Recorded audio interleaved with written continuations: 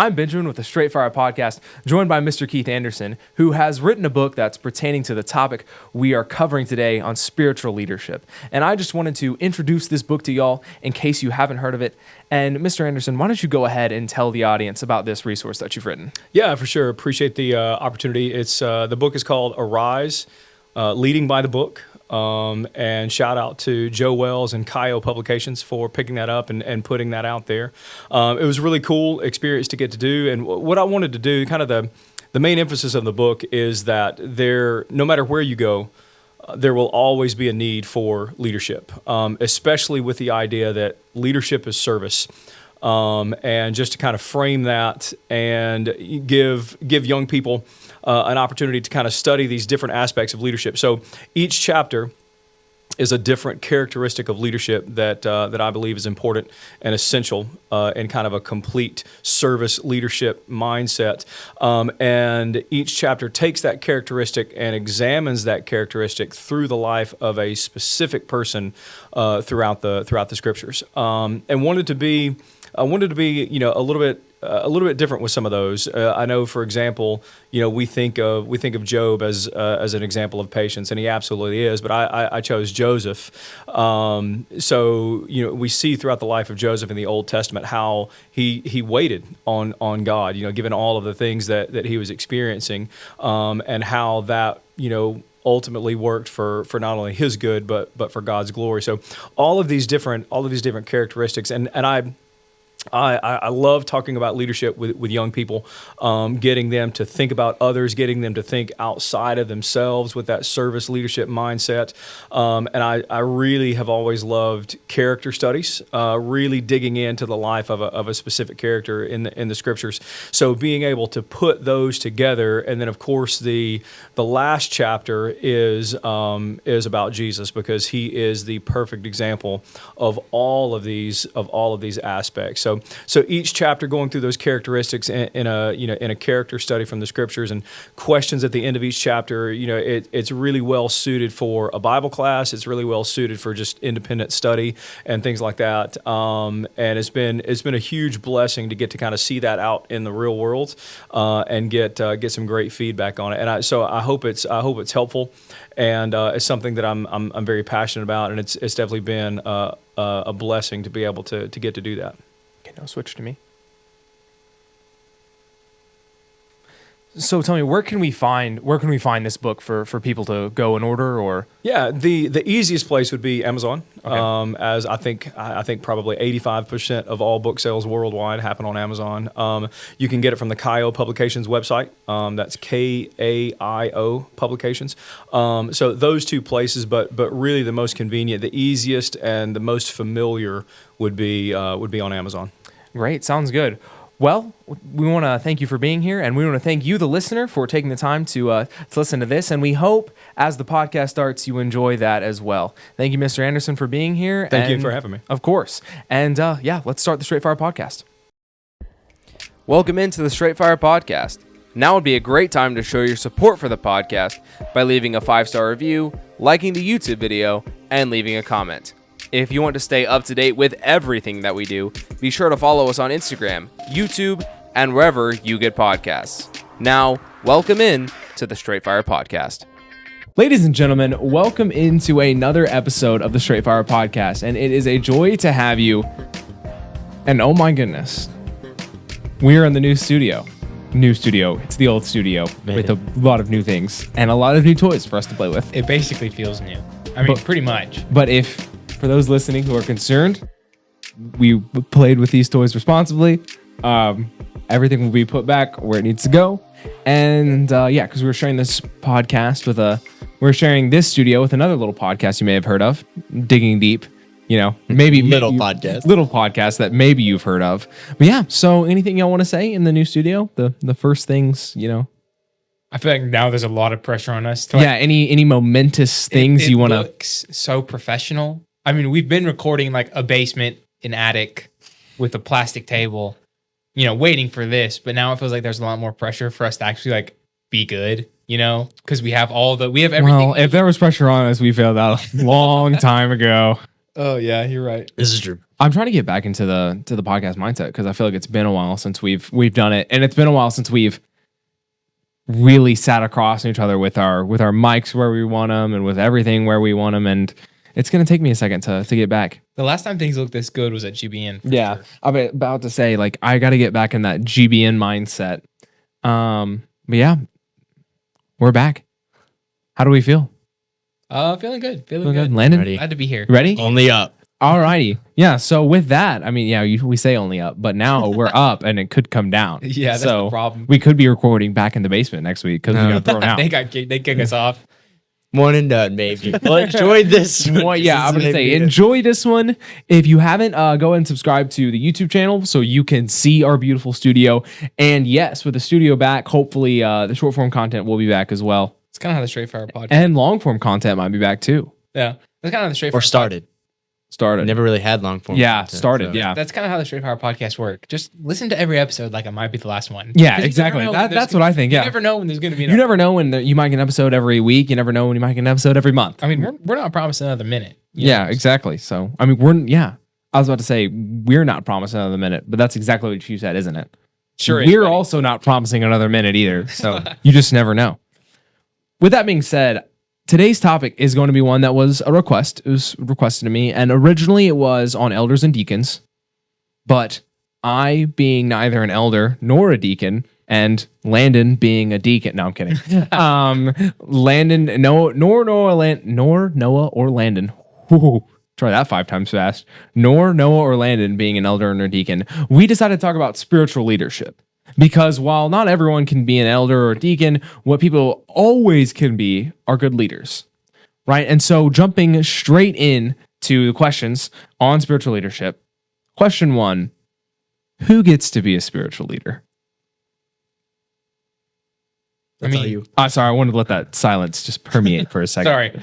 I mean, really, everyone is called to be a leader in some form or fashion, right? We all have a responsibility over people, over things that God has blessed us with, right? You know, every parable of leadership that we have, everyone gets something. People get something to differing degrees, right? Everyone has different responsibilities and talents, but everyone is called to be leader, right? And I think too often people think, well, I don't really have that much influence over people, or I'm not good at this, or I can't do that. And they say, well, I'm not going to be a leader because I don't have the qualifications that I think are necessary, right? They don't read the Bible and say, this is what God commands me to do to be a leader, but they look at the worldly standards and say, hey, this is what worldly leaders look like, and I'm not one of them, so I can't be a leader, right? But what we're going to talk about in this podcast is how everyone can be a spiritual leader with what God has given them, right? Because if you don't think you can be a spiritual leader, then really you're doubting God's promise in 2 Timothy 3:16 and 17. Yeah, Landon, would you agree? Yeah, no, absolutely. I mean, you know, and when you break down what we're talking about, when we're going to talk about spiritual leadership, and you kind of said this in the introduction, is we're not talking specifically about elders and deacons, right? Because that there are some stipulations that go along with what that looks like. And that's not really what we're going to be dealing with today. Today is talking about in your life, what does that look like as a spiritual leader? And sometimes that's going to be in a friend group. Maybe that's with the team that I play sports with, in the classroom. What does that look like? And maybe even in the family. Not necessarily just the parents. You can be a leader in the family without being, you know, the dad, right? You know, we think of leader in the home and it's like the father, and that's absolutely true. But like, what does it look like in my life when I'm in leadership? You know, one of the interesting things about spiritual leadership is it's not something that you choose. You're called to do that. So when you ask who can be a spiritual leader, well, it's those that are called to be. And when you look at what it means to be a Christian, you find out that all of us are called to be leaders. Yeah. Oh, sorry. No, I was go just ahead. going to add, if you want to be an influential Christian, you know, we need to be spiritual leaders in the church, right? Obviously, that's very important. I think that's where our minds go. We need to be spiritual leaders in the church and in our homes, right? In our environment. But also we need to be spiritual leaders in the world, right? When people are struggling and going through hard times, they're going to look to Christians, because as Christians, we should have a foundation that allows us, that supports us as we go through those difficult times that people in the world simply do not have, right? And they are going to be looking to people who are in control of the situation. And then we're going to tell them, well, it's not really me.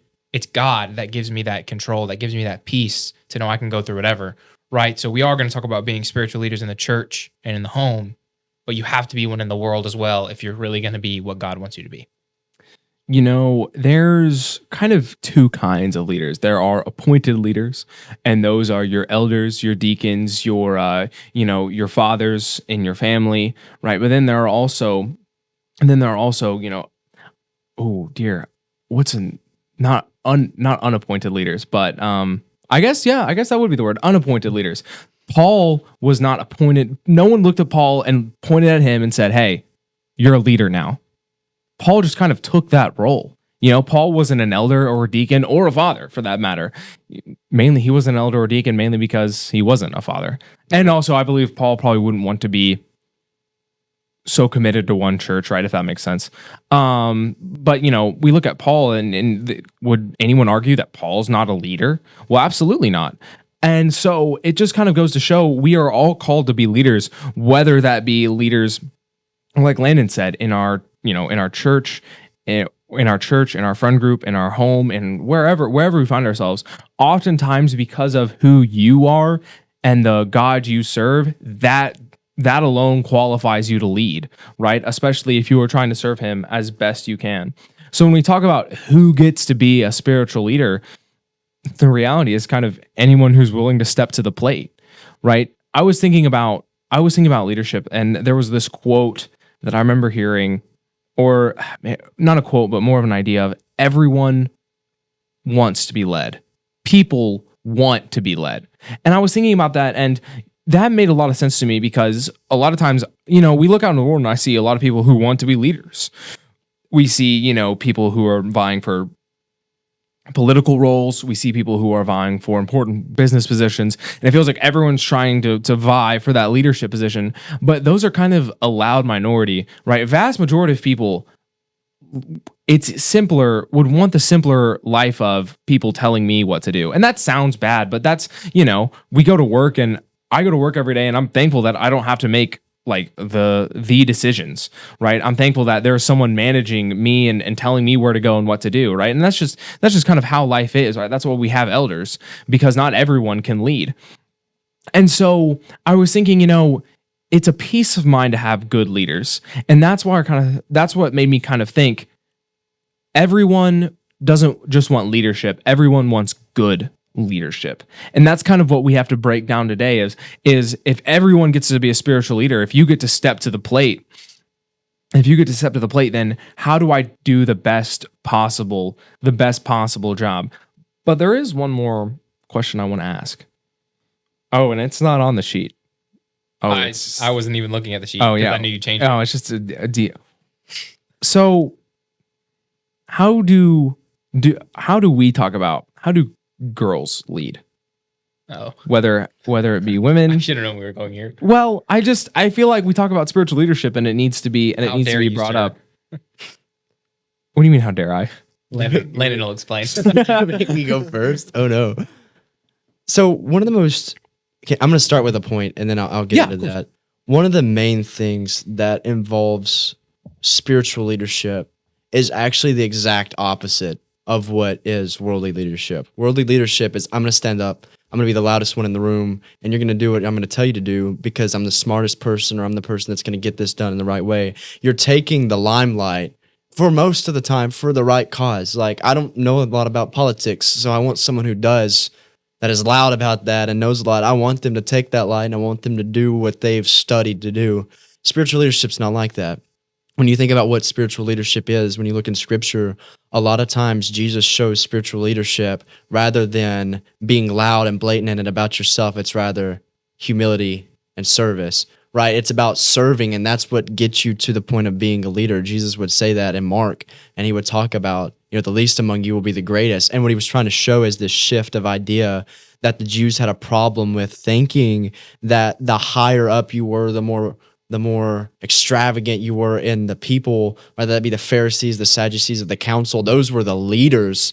And Jesus said, that's not leading, not spiritual leadership. Physically, yeah, they're leading you, but they're also taking it all to themselves, and it was never about them in the first place. They're taking away from God. If you're going to serve and if you're going to lead, you have to first serve. And that's what Jesus showed in his whole life. I mean, whether it be in John 13, when he washed the disciples' feet, he was showing that if I can wash your feet, then you can wash each other's, showing that you're going to be leaders someday. You can't lead if you can't serve. And so that's one of the most important things. And a quote, I'm going to be honest, this didn't originate with me. I think it was Eric Garner. He was doing a lesson one time, and he said, if service is below you, then leadership's above you.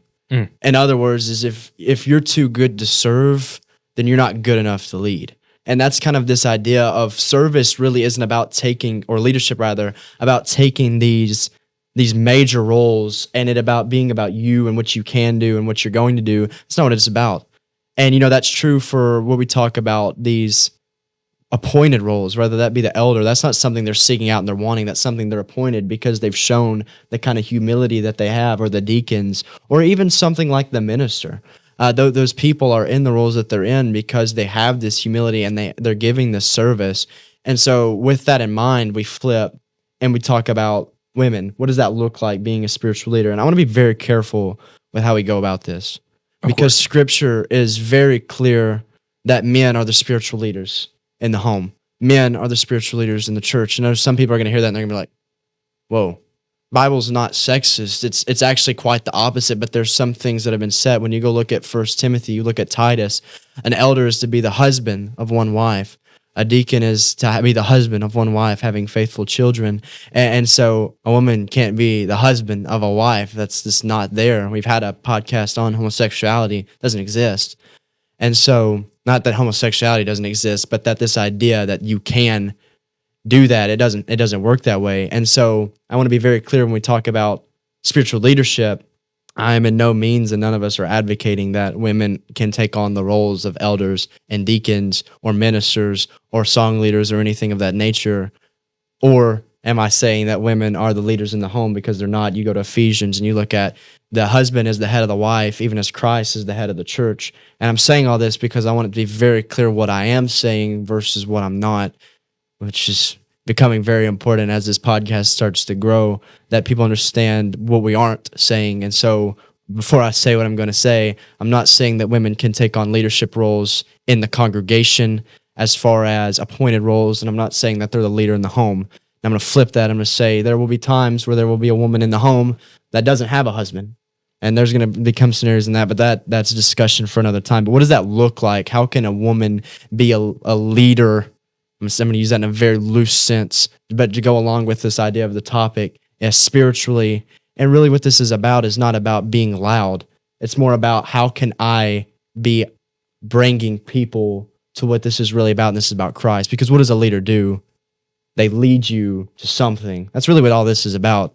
Whether you be the elder, the minister, the father, or just someone, like Noah said, being leaders in the world, all of this, a leader leads you to something. And in our whole life spiritual leading, we're leading you to Christ. And so what does that look like for the woman? I know I've taken a long time, so I'm going to make this kind of quick. Keep going, buddy. But I'm going to say, you've got all the time you want. Yeah. It's an unusual amount of talking time for me at the beginning of the podcast.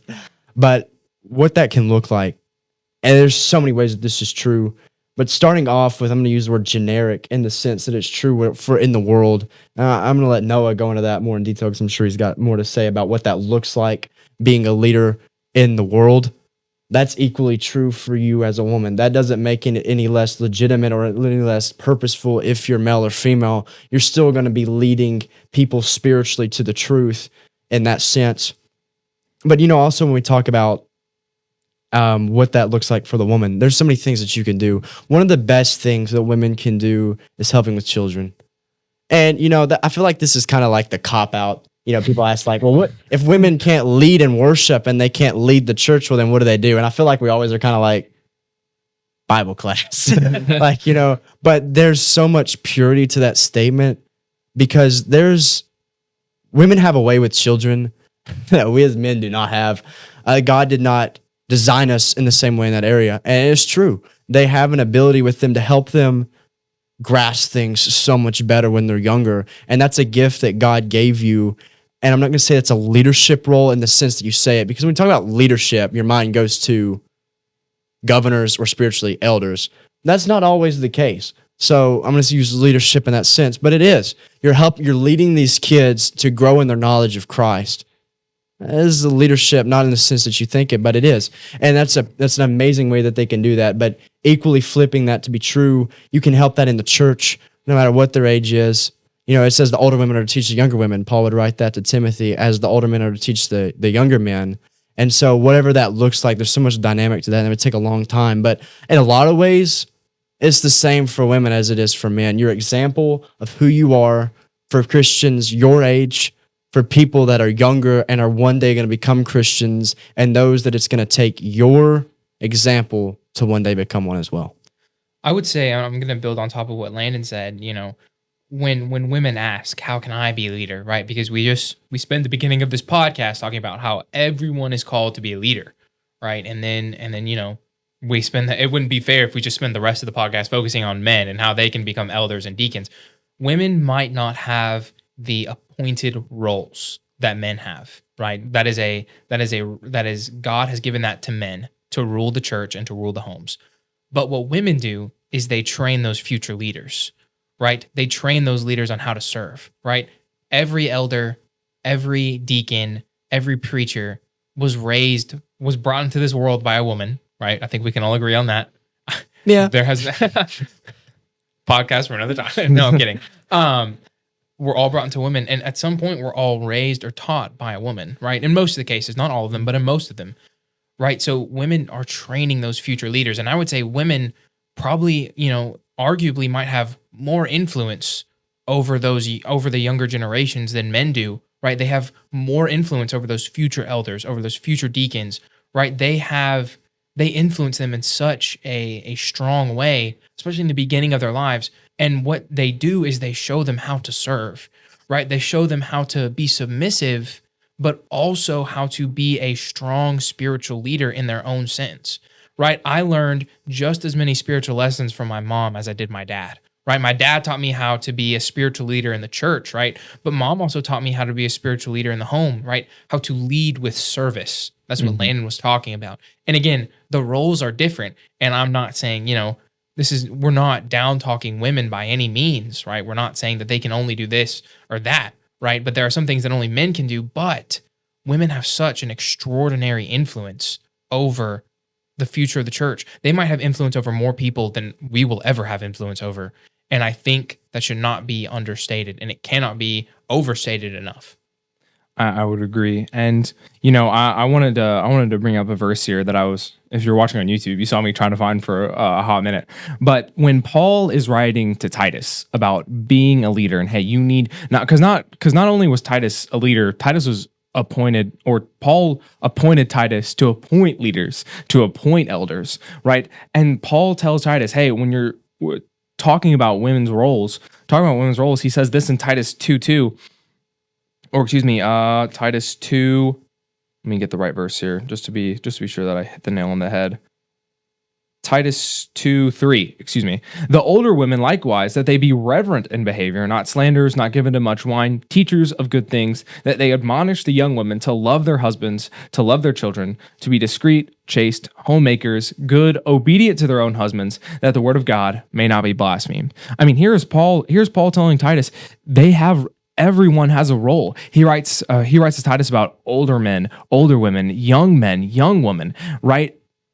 This idea of there is no one that is not responsible for how they act, right? And whether it's women teaching women or men teaching men and women, men teaching men, everyone has some kind of role. And Paul is very good about, especially when he's writing to Titus here, very good about making sure everyone realizes that there's work for them to do, right? Yeah, and it's important to realize God is saying to women, it's not that you're not good enough to be elders or not good enough to be deacons. He's simply saying you're better suited, you know, taking care of the home, right? Or taking care of the children. Again, that's not diminishing women by any means, right? God is not saying that. He's simply putting everyone where they will do the best work.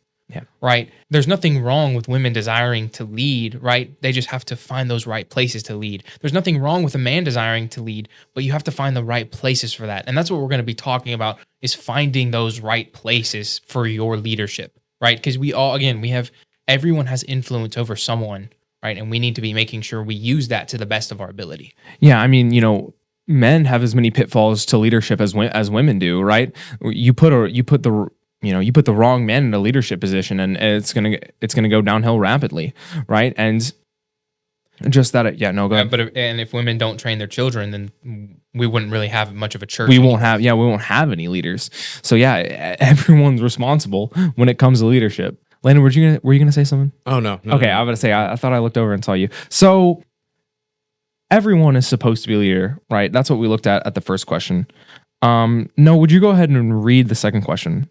Well, because I accidentally lost it while I was searching. I didn't. I got it. Like as You- I said, you got it? I got it. As I said earlier, I did not have them pulled up. I don't know where it went, but there it goes. Yeah, Landon, go ahead. So the second question is, when should you decide to lead? I don't know. I had that. I like in my- asking the questions. Benjamin, when should you decide? I had that All in my right, mind, Benjamin, and then this I is lost all it. yours. Yeah. Okay. Here it is. Question 2: when should you decide to lead? Yeah. See, I like saying the questions. No, it's my job now. Doesn't it feel good to say the We're questions? gonna have a vote in the comment section of the YouTube video. I'm taking over questions from now on. But then I refuse the vote because we need Landon answering the questions. yeah. Because that's do you true. really want Benjamin answering the Yeah, questions? see, and there's the problem. Yeah. Oh, yeah, that's true. So when should you decide to lead? When people want you to. All right. Next question. No, I'm kidding. Obviously, but I'm gonna let Noah go first.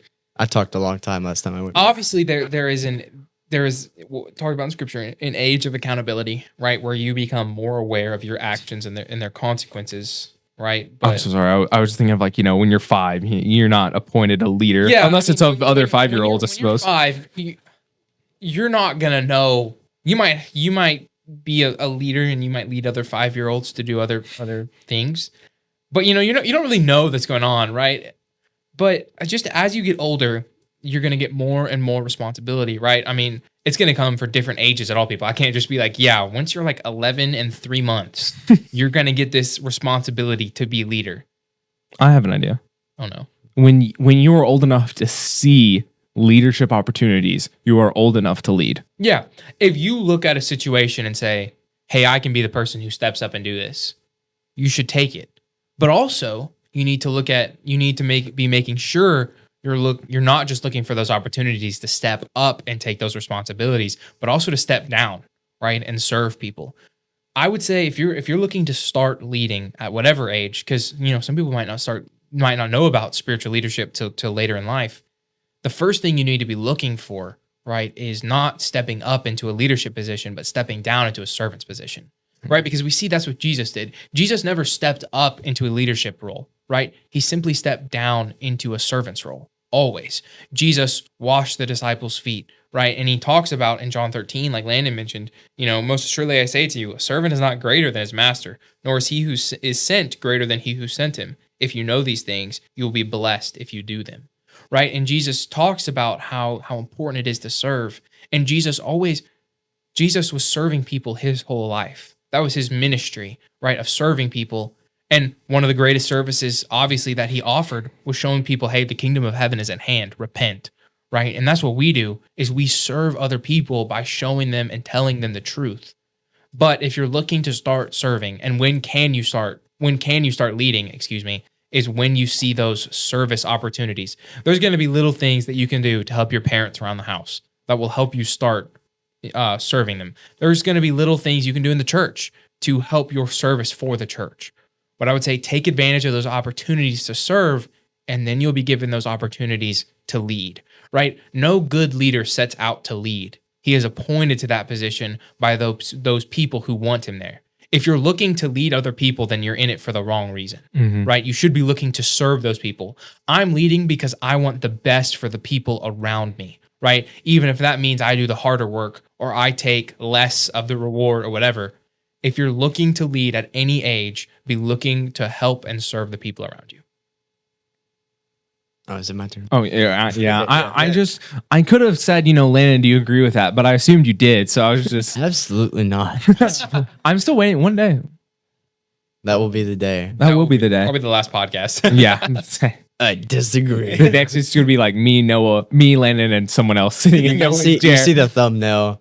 Disagreement between Noah. No, I highly doubt that's going to happen. But when you think about what leadership is, and I like what Noah did in describing this, when you think about when are you ready, on 2 things. First off, interestingly enough, it's about growth, right? When you think about when Jesus sent out the disciples, he had prepared them beforehand. He wasn't just like, you're ready for this.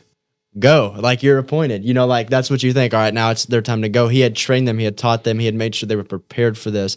So you have to be ready. You have to be growing, which means you need to be studying. When we're talking about spiritual leadership, you need to be growing yourself.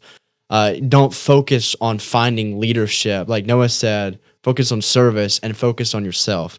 Focus on getting yourself where you need to be, leading yourself where you need to go. Because if you can't get yourself where you need to be, you're not going to be able to get anybody else there. So work on yourself, get yourself where you need to be, study and grow. And when you go back to 2 Timothy and you look at the qualifications for elders and deacons, this is not the type of spiritual leadership we're talking about right now. But when you look at the qualifications that are involved in that, every single one of those qualifications should apply to every single Christian except for two. Those two being, you have to be married and you have to have kids, right? Those are not qualifications to be able to go to heaven. But the rest of those, being slow to anger, being patient, being apt to teach, meaning wanting to teach, being able to teach, being hospitable towards people, all of those things are things that you need to have anyway. And so when you think about when am I ready to lead, all of these things are things that you're working on yourself, right? When you look at all of those things that talks about being an elder, which is the greatest thing that you can do as a Christian is lead God's people. All of that is about fixing your relationship with yourself, fixing your relationship with people, and fixing your relationship with God. None of that is focusing on becoming a better, like leading people. Mm-hmm. It's about getting myself where I need to be so that I can go to heaven, so that I can influence other people to go to heaven, and so that I can be in heaven with the one that died for me. All of those things are about growing yourself. If you can't get yourself where you need to be, you're not going to get anyone else there. That's why Jesus was so strong in Scripture about defending your own soul. Right, you think about all of the things that he talks about, if you don't love, that one of the most shocking scriptures is if you don't hate your father and your mother, if you don't hate your brother and your sister, you're not worthy of the kingdom of heaven. Jesus wasn't saying that you need to hate your family and never talk to them. But what he was saying is you need to love your soul so much that if it came down to your physical relationship with your parents or your spiritual relationship with your Father in heaven, you pick your spiritual relationship. Jesus focused on getting yourself where you need to be. And so how do you know when you're ready to lead? Work on yourself. That's going to be something that you're always going to question. You can ask anyone that's gotten a leadership role. They were always like, I was just working on myself and helping other people, and it was there. I didn't seek out and be like, you know what? I want this. Now, there are people that desire to one day have a leadership role. You should have that desire. That will help you work on yourself more, but it shouldn't be something you should seek. You should work on yourself. And when you're working on yourself, like Noah said, help other people. Yeah, I was thinking, why are Christians called to lead? Why do we even talk about spiritual leadership? Are Christians called to lead more than normal people? And what Landon said kind of made me realize, well, if Christians are striving to have these qualifications that these elders and deacons have, whether they plan to be elders or deacons, whether that's on their, agenda list or not. And let me go ahead and say, I think if you're a young man, you should plan to be an elder and a deacon. And I think if you're a young woman, you should plan to be the wife of an elder or a deacon, right? Don't marry a man for the young woman out there. Don't marry a man that you don't think could become an elder, right? And obviously, that's a tough list, but I'm not, I don't even know who knows if I meet all of those qualifications. I might have just disqualified myself. On that. Yeah. But that idea, but don't marry someone you don't think has the potential to become an elder or a deacon or a spiritual leader, right?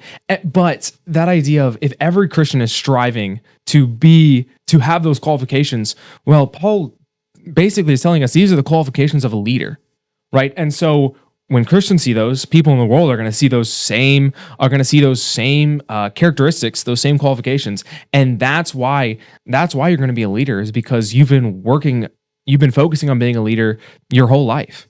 You understand what true leadership is, and that true leadership is not telling people what to do, but rather showing people what to do, right? Often by example, right? Your leadership is service, right? And so that's just kind of, you'll become a leader, and when to lead when you have the right mix of qualifications, and you have not the right mix. When you have the right qualifications, all of them, right, and you're striving to be better, not so you can lead people, but so that you can lead so you can lead yourself closer to God. But yeah, that's what I have for that question. I don't know if y'all have anything y'all want to say before we move on to question number 3.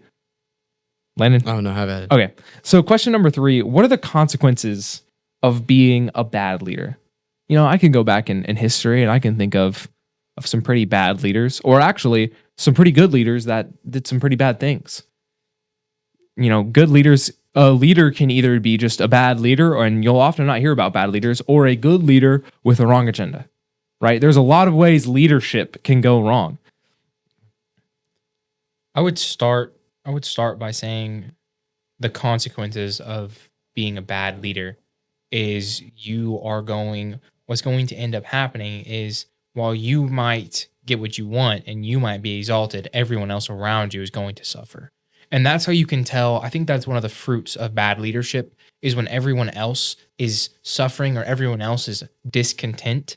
And if the leader is happy and no one else is happy, then that's not a good leader, right? Because really what should be the case is the leader should probably be more stressed out, more worried about everyone else, and everyone else should just be happy going along because they don't have to worry about anything because they have good leaders, right? That's not saying a good leader can't ever be happy, ever be carefree, right? But it is a mutual relationship of, I'm going to take care of the people who are following me, and I am going and make sure they have the very best.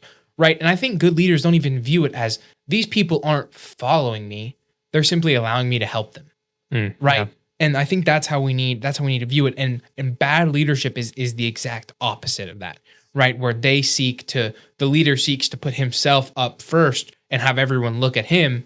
But what he's really doing is he's hurting himself, and he's hurting his chances of ever being praised for being a good leader. That's really never going to happen if he doesn't start putting those other people first. So I think when you see discontent people, you know that there is a leader, someone who's leading, who's not doing a good job. Landon, before you jump in real quick, I thought of an example, right? I was thinking there's examples of great biblical leaders, right? An example of a bad biblical leader, I was just thinking, is Rehoboam, right? What did Rehoboam want to do? Not listen to the wiser older men. He wanted to listen to his buddies, and where the people were, like what you were saying, the people were discontent, right? The people came to him and saying, "Hey, this is not good. This is not working," and he ignored them, and ultimately the kingdom was torn in half because of his bad leadership, and that shows you what a bad leader looks like, what he talks like, and the consequences of that poor leadership. Landon. Spiritual leadership. People aren't following you. You're helping them follow Christ. If you view your leadership spiritually any other way than that, that's bad leadership, because your focus is on you leading people and they're following Christ. You're helping them follow Christ. That's servitude. Mm-hmm. Now, we're going to call that spiritual leadership for the sake of the discussion, but it's really not. They're following Christ. Christ is the one that's leading. I'm just helping you follow Christ in whatever capacity that looks like. But I have 3 things, and they're really short on what that is, the 3 consequences. And the first one is you get accountability. James writing in James 3:1, this is what I'd open it up to. I had it in my notes, and I had no clue why James 3:1 was in it. But James says, to teachers, discussing watch what you teach, because teachers will receive a stricter judgment. Well, why is that the case? Why are teachers going to receive a stricter judgment? James is saying you're going to receive a stricter judgment because you're leading people, and that role of teaching, you're leading them in whatever direction it is. Whatever you're teaching is what they're going to listen to. You better be careful with that. So you have accountability. That's what James is showing, is you got to be careful with how you use your leadership. And so bad leadership, number one, that's going to mess with your accountability, because who are they going to look at when things go wrong? Who's God going to look at when things go wrong? It's going to look at you. It's the same way with elders. It's the same way with deacons. It's the same way with fathers. And it's the same way with me in whatever role that I'm serving, whether that be in my friend group, at work, or with my girlfriend, or whatever that looks like. If things are starting to go wrong spiritually, God's going to look at you. That's accountability. Secondly, it's going to affect whoever it is that you're helping. I'm going to say following, whoever's following you. But like I said, they're following Christ. Yeah. But I'm going to say following you for the sake of discussion. It's going to affect them. And so, however your leadership looks like the consequence, I start leading and it's about me, or I start making like Rehoboam, like he listed the younger guys, I'm gonna make things harder for you because that's gonna make you follow me. It affects people the way you lead, and so that's a consequence. And that's not always a bad consequence. If you lead correctly, because consequence we think of as a bad word. Consequence is just the action that takes place because of what you've done. There are good consequences that can take place. Bad leadership is going to produce bad consequences for the people that are following you. But lastly, and this one I think is the scariest consequence that can ever be because of bad leadership. You talked about bad leaders. This guy wasn't a bad leader. He just had some bad mess ups. That was David. He was a great leader. Yeah. I mean, a man after God's own heart. But when he sinned with Bathsheba, Nathan came in and he told the parable about, what you had done. And then after this rich man had killed the lamb, and if you haven't read that, you should go read it and then go read Psalm 51. But after he gives that, David realizes after the statement that you are the man, he sits back in his throne and he goes, God was watching. And so, but the interesting part of all of that is Nathan starts giving off all these things that are going to happen because of your actions. You're going to have war. You're never going to know peace. Your wives are going to do with what you did, except for they're not going to do it in private. All of these things are going to happen to you. And then David said, I have sinned. And Nathan's response is, God has forgiven you, because he knew the heart of David. But the most interesting thing is what he says after. And he says, but the son that Bathsheba has in her will die. You know why he said that? He said, because you have given occasion for the enemies to blaspheme God. Now you flip that. Why was this consequence happen to David? Because what he did gave occasion for God to be blasphemed. Bad spiritual leadership is going to hurt the church. Yeah. That is the most dangerous and the scariest thing that you have to consider when you think about bad leadership. Accountability, that's going to be on you. That's going to affect your soul. And when you think about how it's going to affect others, it's going to affect other people's souls. Those are serious things, because I talked about souls are the most important thing. We've had a podcast on souls, looking at people in an eternal perspective. But more than any of that, affecting my soul and affecting your souls, this affects the church that Jesus died for. That's some big stakes whenever you take on any leadership role. You think of the eldership, you're taking on the fact that if I mess this up, I'm giving occasion for people to blaspheme God. That's why elders are to be slow to anger and not able to give a reason for people to say, I know what you've done. That's equally true for every Christian, whatever role that looks like. If I start slipping this up and I start doing bad things in my leadership, I'm giving occasion for the enemies of God to blaspheme. Real quick, Noah, oftentimes I think people like to remove responsibility of, I wasn't told to do this. Like, the person in the leadership role told me to do this, and it is their fault, right? And that can be true, right? David numbered the people in 1 Chronicles 21, and a lot of people died. And was it their fault at all? No, absolutely not. But unfortunately, bad leadership has consequences. However, a leader is most often just a reflection of the people he leads, right? Would you agree? No, I see you. Yeah, I would say, I think, can I go on a limb here? What you're trying to say is the people will look like the leader. Yes, but the people are responsible for electing the leader, right? Very true. So oftentimes the people will elect the leader that is what they view as the most like them, right? How often how many presidential campaigns do we see the whole theme of the campaign is, hey, elect me because I'm just like you guys, right? So we elect leaders that reflect ourselves, right? When the West Huntsville Church of Christ, where we attend, when they elect elders, we elect elders based on the fact of, or the elders elect new elders based on the fact of, they represent who we are as a church, right? They are the leaders. They decide what we do. But, if there was a new church electing elders, they would decide the best people to elect based on how they thought it was. I'm so sorry. I'm sorry if my brain flipped a switch. They would decide, if a new church was electing elders, they would decide which elders to elect based on how they think they should act. Right? Does that make sense? Are we tracking now? Yes. Okay, thank goodness. And so elders are going to reflect who that church is, right? Leaders reflect who the people who elected them are. So just because people are leading doesn't mean we still don't have responsibility to choose good leaders.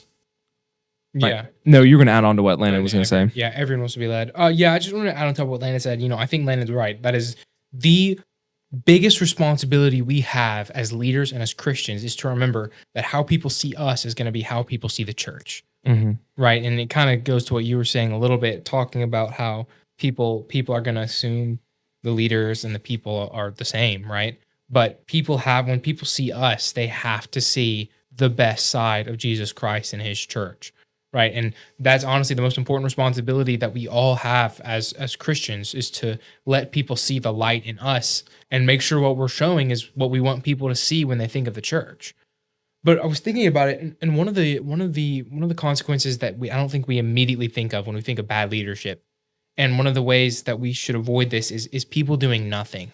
Right. That is bad leadership, when people don't do anything. We talked at the very beginning of the podcast, everyone has a responsibility to lead.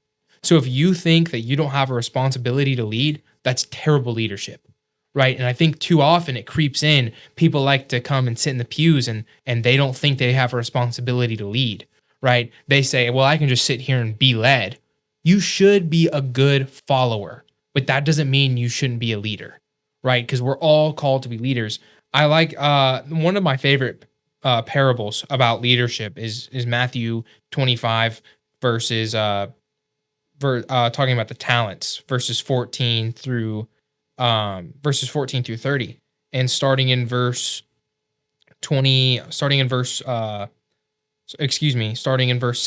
Then he who had received 5 talents went and traded them and made another 5 talents. And likewise, he who had received 2 talents gained 2 more also. But he who had received 1 went and dug his in the ground and hid his Lord's money. After a long time, the Lord of those servants came and settled accounts with him. So he who had received 5 came and brought 5 other talents, saying, Lord, you delivered me 5 talents. Look, I have gained 5 more talents besides them. His Lord said, well done, good and faithful servant. You were faithful over few things. I'll make you a ruler over many things. Enter into the joy of your Lord. He also who had received 2 talents came and said, Lord, you delivered to me 2 talents. Look, I have gained 2 more talents besides them. His Lord said, well done, good and faithful servant. You have been faithful over few things. I'll make you a ruler over many things. Then he who had received 1 talent came and said, Lord, I know you to be a hard man, reaping where you had not sown, gathering where you have not scattered seed. And I was afraid, and went and hid your talent in the ground. Look, there you have what is yours. But the Lord said to him, you wicked and lazy servant, you knew where I reap where I have not sown, and gather where I have not scattered seed. So you ought to have deposited my money with the bankers, and at my coming I would have received back my own with interest. Therefore take the talent from him and give it to him who has 10 talents. Right, so this servant didn't do anything wrong, right? He didn't do anything that was bad. He just gave the master what he had given him. Yeah, he didn't lose his money. He didn't lose the money. No, he didn't gamble it away. He didn't spend it. He wasn't like the prodigal. He didn't spend it on tumultuous living, if you will. He simply gave the master back his money. So what's so wrong with that? Well, the master entrusted him with something and expected a return. God has entrusted each one of us with something, and he expects something in return. The 5-talent man was given much, so much was expected of him, right? The 2-talent man, he was only given 2 talents, right? But both the 5-talent man and the 2-talent man got the exact same response from God. You have all been given something, right? And what you do with what you have been given determines how good of a leader you are, right? Not everyone's going to be an elder. Not everyone's going to be a deacon. Not everyone's going to be given opportunities to lead hundreds of people, right? But we do have an opportunity to lead something. We do have an opportunity to be over something. Every single person does. Whether it's your household, whether it's your children, whether it's the people in your life that aren't Christians, you have a responsibility to lead. And if we just sit on the sidelines and let Satan lead those people, then God's going to hold us accountable for that, right? And I think we all need to be more mindful of the influence that we have in our own lives, right? And remember, I was preaching this morning, and I told everyone, you cannot stand still and be a Christian. The Christian faith is always described as a walk, right? We're always moving forward, right? And that's the same way with leadership. You always have a responsibility. There will never be a time where you can just sit on the sidelines and watch. Yeah, I agree. And I don't have too much more to add to that. Landon, do you? No. I can't add much more than that. Always be moving and always be ready to lead, right? And I love those points. we want to thank you so much for listening to this episode of the Straight Fire Podcast. We hope that you are enjoying the new studio as much as we are. Go ahead and, if you haven't already, go ahead and leave a like, support the podcast any way you can. We are so appreciative for all the support and all the questions that you guys send in. Send in more. Like we said, this episode was a request. We've gotten a few more requests that are up on the table of consideration. I'll just call it that for, why not? But yeah, thank you all so much. We love the support you guys show, and we will see you guys in the next episode.